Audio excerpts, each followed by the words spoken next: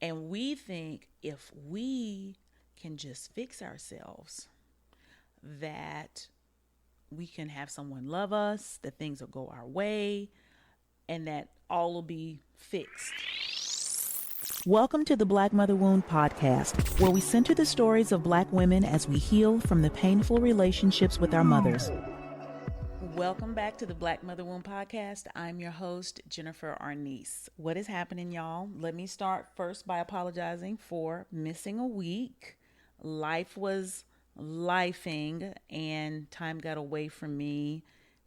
It is a full-time job. That's not my actual full-time job, but it's all good. And I'm back. So I apologize for the delay in the episode. Also, before I move forward, I have to send a huge thank you. And this, I don't even know what to call the appreciation I have for you all because of the outpouring of support since I launched my YouTube channel. It has been overwhelming. It has been incredible. It has taken some time to get used to. Okay, so y'all know how you feel like you're the only one going through it, right? So I know I'm not the only one, but I am consistently shocked and surprised by how much this work resonates with you all and the need for it becomes more and more apparent.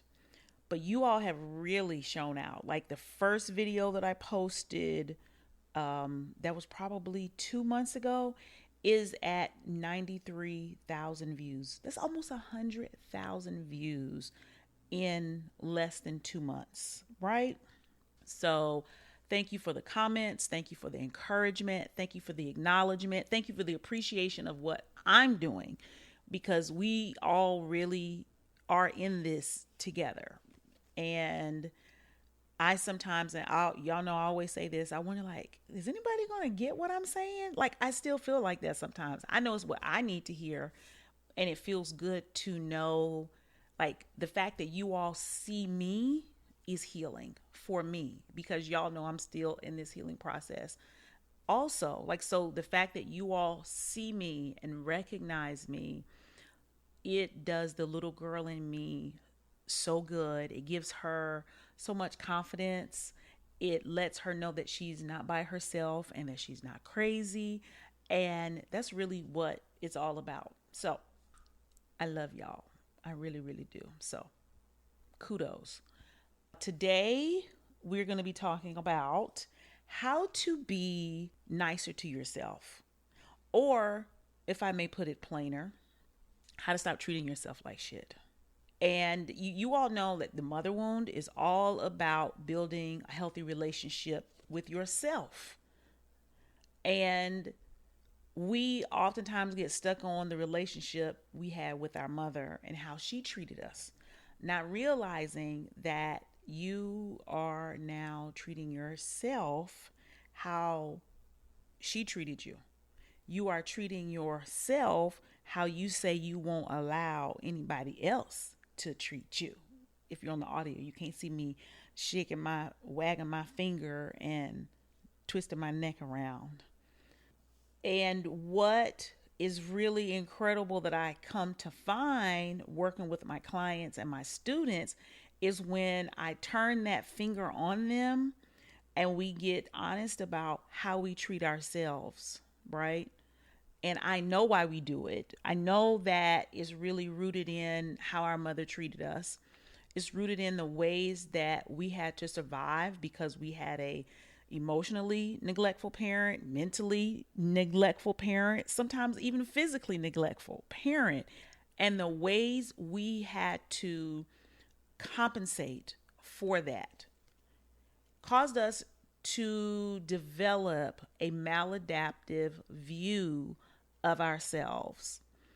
And that view tells us that we have to be right all the time, that we can't make mistakes, that we're a burden, that we're a nuisance, that nobody really likes us, that everything's going to be hard for us, nobody's going to support us.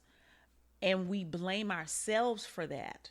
It's like there's something wrong with us that we need to be constantly fixing in order for those things to change. And we're doing it because we want to prove our own worthiness. And that's a part of like this insidious cycle because you can't prove your worthiness. It's like proving you exist and you already exist. It's exactly like that because your existence is your worthiness. No one has more or less than anybody else. And we want to avoid the feeling of abandonment, the feelings of rejection that we came to know so well from our mothers. And we think if we can just fix ourselves, that we can have someone love us, that things will go our way, and that all will be fixed. And that's not the case. Because what you've turned into is the prey. As a child, you were the predator. You didn't have any power. And now you have turned on yourself and you don't even realize that something is wrong with it because you think it's actually true because of how we've been programmed as kids. So you think you need to talk to yourself harshly. Why the fuck you do that? Why did you mess that up? You don't do anything right. Why can't you get this? You so stupid. We don't even realize how traumatic it is when we talk to ourselves like that and how we just kind of beat ourselves further and further into the ground. And then we look up and say, oh, my mother did this and my boyfriend did this and my baby daddy did this and they treat me like this and I'm so good to everybody except yourself. And I know I talk about this throughout different episodes, but I really want to spend some time and let it sink in for you, because the reason you should want to heal your mother wound is not to change your mother. We know that. Not to get a man, because some people think that's the reason why. Not so life outside of them gets better, but life inside of you becomes welcoming. The reason I want you to heal your mother wound is so you can feel at home in your own body, so that you can feel at home in your own mind, so you can belong to someone, so you can finally feel like you belong somewhere. That wholeness feeling, that beautiful, encompassing, loving feeling of belonging is what I want you to experience. But that is impossible unless you build a healthy and loving relationship with yourself. Everything I'm telling you is about helping you see the importance of it, showing you the ways that you're not good to yourself and why you need to be. And the only reason really is because you deserve it. Like I don't have, a master's thesis to go around and talk about why you should love yourself, because it feels good. We have all these big reasons for stuff, but it really is no big reason. It feels so good and you deserve to feel good. You deserve to hear loving words. You deserve to experience acceptance. You deserve to experience being nurtured and cared for and loved on and prioritized. And these are all things that we spend so much time thinking about how we want them from someone else, but we spend so little time on how to give them to ourselves. And somehow we think it has to come from someone else. That's the codependence. I'm going to be good to someone else. And then in turn, they'll see how good a person I am for being so good to them. And then they'll be good to me. And then when that doesn't happen, your ass is mad. When you're being good to another person, what they see is, oh, she likes being good to me. I'm going to let her keep being good to me. It doesn't trigger, oh, I'm going to be good back. And it's actually, and I've probably talked about this before, really a form of manipulation. I'm going to be nice to you so you can be nice to me. Thinking the power of love is an external power. But that's because we've been longing to get it from our mothers for so long, from her, that outside love that we think it's just got to come from the outside, from somewhere else. And I feel like I'm busting a lot of people's bubbles sometimes when I'm telling them, like, no, the love has to come from you. It's like they don't want to hear that shit. It's like, I don't want to hear that it's got to come from me. I want to hear that it's got to come from somewhere else, because we think our love is powerless. Because again, we learned that in childhood. Like, I loved my mother. I would do anything for her. I cared for her. I was there for her. It didn't mean anything. So we believe our love is powerless, except for if I can get someone to give me love in return. We think that's the only power that our love has. And our only true power in loving is loving ourselves. And really, even though this shouldn't be your motivation, the more you love yourself, the better you treat yourself, the more healthy the relationship is you have with yourself, the more likely you will be to have healthier relationships with other people. Platonic relationship, work, family, all of those things. It doesn't mean you change others, like the people you want to love you because I'm good to myself. Now they're going to love me. That's still manipulation. But finding the people, attracting the people who can care for you in the ways that you feel are important. That's what I want you to be thinking about. And I'm going to take it back because I talk about loving yourself. Let's start with liking yourself. Because loving yourself can feel like jumping off the deep end into like 12 feet. When liking yourself is like you're on the shore, you're getting your feet wet, you're sitting in the shallow end, you're getting used to the waves.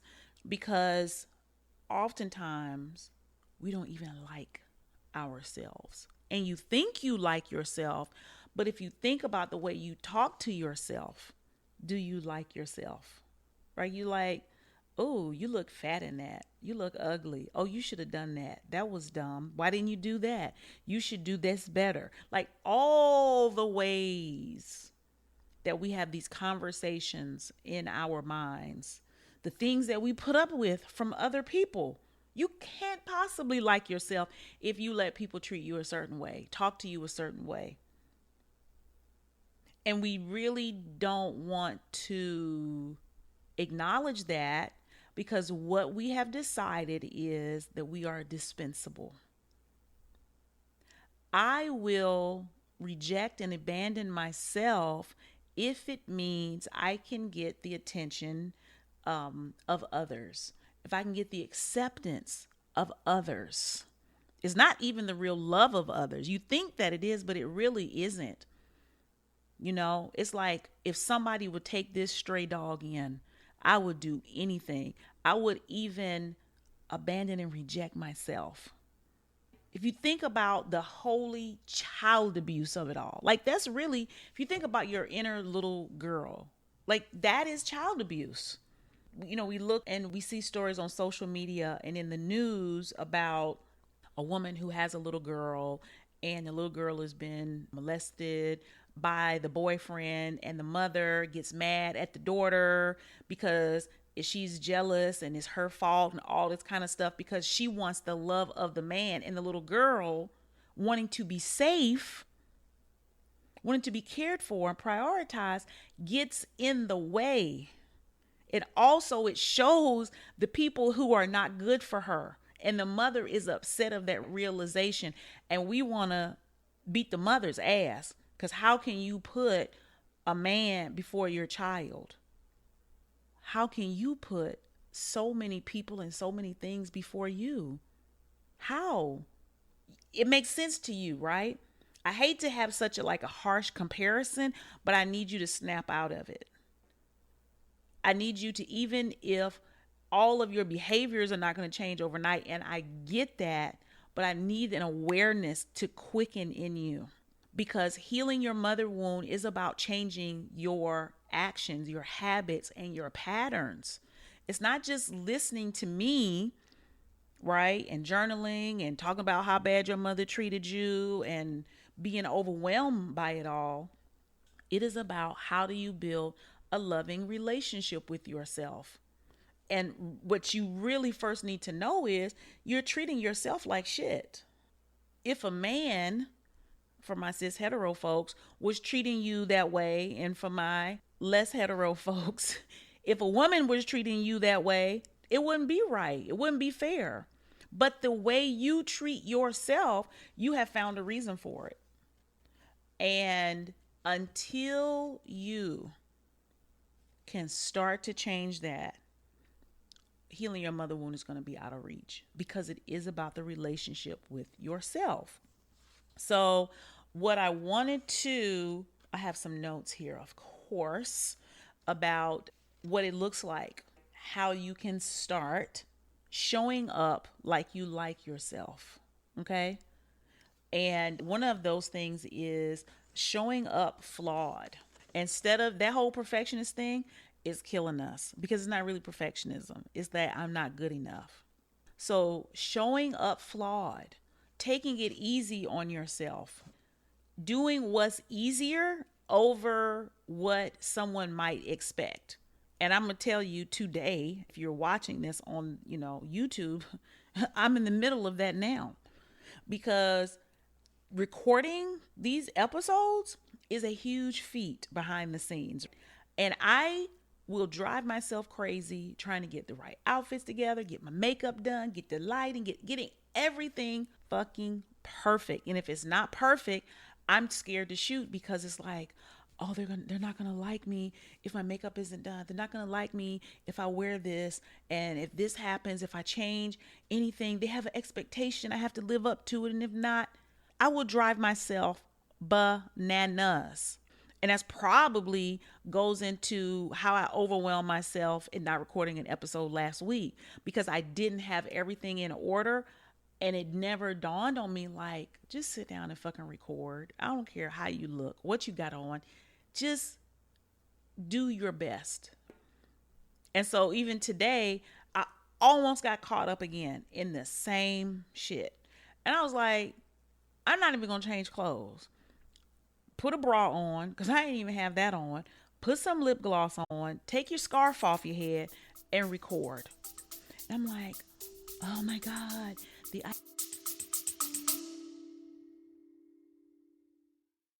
Thank you for watching this episode of The Black Mother Wound. I'll let you get back to it in less than 60 seconds. If you're listening to this show, then you've been struggling with the effects of the painful relationship with your mother. This is why I created Resolve. It is a 6-week group healing program for Black women who are finally ready to heal their mother wound, but need support, guidance, and a safe community to do it in. Whether you're struggling to accept your mother for who she is, trying to make peace with the past, or learning how to build a loving relationship with yourself, Resolve is the answer. Imagine making decisions that are best for you without feeling guilty. What if you could finally trust and believe in yourself and begin living your best life on your own terms? These are just a couple of the ways Resolve can change your life for the better. If you're ready to start thriving in your life now, click the link below and sign up to get notified when the class opens in August. We really are all in this together.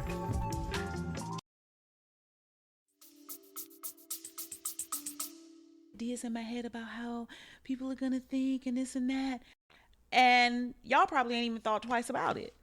And I just want you to see in real time how crazy it is, the things that we tell ourselves that are not true. That pressure that you're putting on yourself is not loving. It's not. The things that you are subtly saying to yourself without words that say you're not good enough, nobody's gonna like you, it has to be better, it is abusive. It is not true. But the only way you can know that is to challenge it. And that's why this work is important for me, even with the videos and the podcast and creating the content. All of it is not for y'all. It is also so I can prove to myself that I can't trust my mind, to be like, oh, it is good enough. Oh, it does work. Oh, I do have good ideas. My execution on my ideas around this work is a form of self-love. It's a form of me saying you're good enough, right? It is saying, even if it's not perfect, even if the color isn't right, if the volume isn't, perfectly mixed and stereoed up and all that kind of stuff, it still is okay. You are enough. I have to continually do that. And so that's why I'm telling you, you have to do the same thing. Whatever it is in your life that you're not doing, don't do it so you can be successful and the best at it. Do it so you can prove that you're enough. And don't wait until it's perfect to do it. Just fucking do it. Be terrible at it. That's why I tell people in creating content, be bad at it. Be bad at it for a year or two. I was bad at it for years. I look back at Facebook memories. I'm like, oh, girl, you posted that? You looked horrible. Your audio was disgusting. Your video was bad. All of that. It doesn't fucking matter. Keep doing it. Keep recording. Keep talking. Keep drawing. Keep learning. Whatever it is. And then put yourself out there. And it's not for them. It's not because other people will accept you. It's because you accept you. You accepting yourself, where you are, how you are, is one of the single greatest gifts you can give yourself. Because it's what you wanted from her. If she just would have accepted you the way you were. It seems so simple for her to do it, right? Like, she's your mother. Why couldn't she just see you and accept you? And now I say the same thing to you. Why is you for yourself? Why can't you just accept yourself? But it's not that easy, is it? And I'm saying that to throw that in as a moment of grace, not to denote or get away from accountability, but how hard it really, really is. But it's so important. It seems like a topic like, okay, you're going to talk about this for 30 minutes or whatever. Yes, you learning to like yourself. Because 99% of the shit you say to yourself and about yourself is probably not true. It's how you see yourself, but it's really not, it's not a fact. And so when I talk about showing up flawed, it's hard, but it's necessary. And so here's some other things that you can do to like yourself before you love yourself. Listen to yourself. Think about how you want somebody that you got a crush on to treat you. You know what I'm saying? You want them to listen. Listen to yourself. Listen to when you're hungry. Listen to when you're sleepy. Listen to what you need. Listen to when you want to go home. Listen to when you don't like something or someone. Listen and respond to those things. That's how you prioritize your needs. Okay? That's how you show yourself that you like yourself. Keep your word. When you say you're going to do something for you, do it. Because you be keeping your word when you're talking about doing something for somebody else. Keep your word to yourself. That's how you build trust. And when you have trust, that lets you know, oh, I can trust her. Oh, I like her. She must like me. Be curious instead of being critical. These are relationship building techniques that people use in a framework of in a romantic relationship. But in this relationship you have with yourself, it's the same thing. Be curious about when a certain feeling or view or perception comes up, a desire. Instead of hitting it over the head with a hammer, be curious about it. Think about how you would talk to a little girl, right? Well, what made you say that? Well, where did you see that out at? Well, how does it make you feel when you think about that thing? Let your thoughts have a space that's safe and that's free, that doesn't have judgment and that doesn't have criticism, that's not thinking about how other people will perceive you. Oh, you can't think that. You can't do that because they're going to think this. They're going to think you crazy. They're going to think you lazy. They gon'. Who the fuck is they gon'? They gonna worry about their own business. And really, they're not thinking about you. All the people you thinking about you are not, because they are worried about their own life. Okay?